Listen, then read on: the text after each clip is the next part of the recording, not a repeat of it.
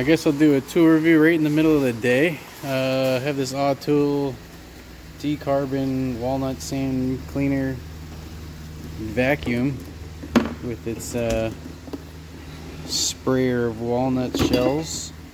All the cleanings it comes with. Not bad, to be honest with you.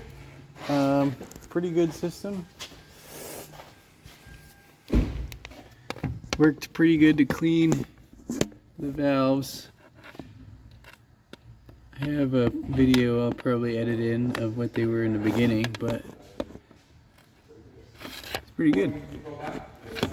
If it's really gunky, you're gonna need some solvent too, so be aware of that, and then just be aware when you blow it out that you don't get it everywhere, like a bomb went off.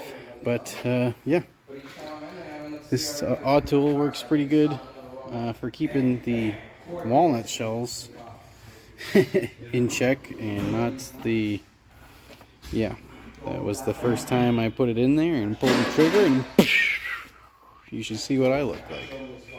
Anyways, have a great day.